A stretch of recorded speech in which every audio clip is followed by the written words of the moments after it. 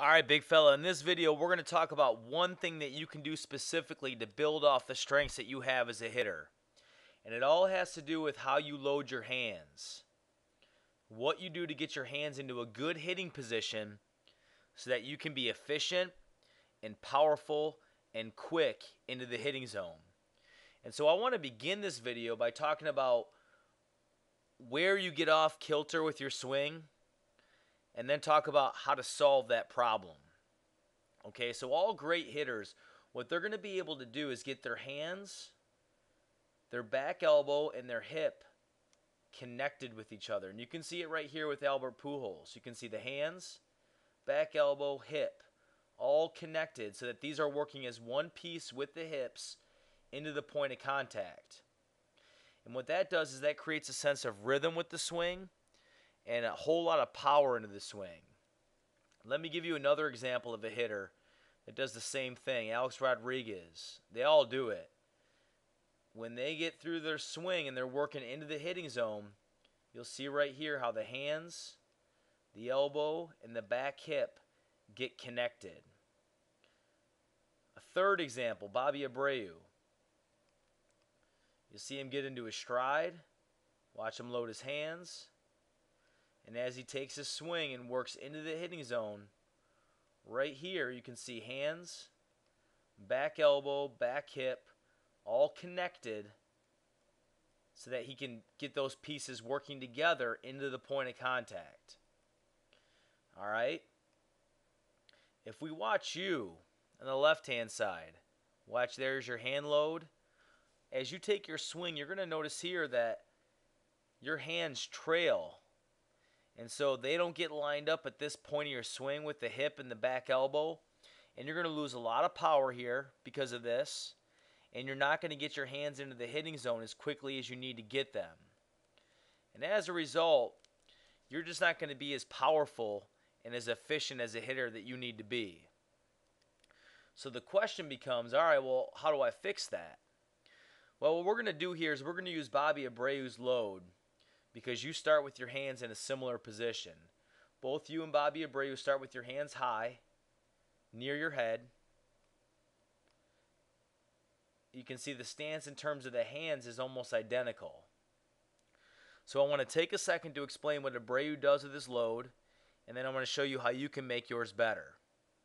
Alright, so first, in the stance position, his hands start high. When he gets ready to stride, he does his little negative move right here. He pinches his knee in towards his back knee. He simply begins to bring his hands down. He brings them down to the top of the strike zone. Now, the most important part is what he does as he begins to work forward.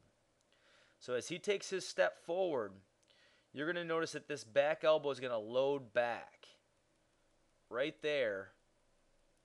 So when his front foot lands, there's some important pieces in place. Number one, the back of his hand right here, his batting glove, is facing us. Number two, the knob of the bat is pointed towards the catcher. Number three, the shoulders are turned slightly inward towards home plate. Number four, the back elbow is cocked back towards his back. So he's in a great launch position. He's effectively loaded his hands, and when he does this correctly, he's able to get his hands and hips in sync with each other, and everything works together in his swing. Again, hands start high. As he begins to get ready to stride right here, drops them down, and as he takes his positive move towards the pitcher, he loads the hands back so that he gets into an effective hitting position. Now, if we take a look at you on the left-hand side, you're going to see here, as you take your stride forward and you get your front foot down right there, again, there's your negative move. There's your positive move. Your toes down right here, and you're in your hitting position, right? Well, the problem is where your hands are at. Notice that the back of your bottom hand is pointed this way, and we can't see it. A little bit different than this right here.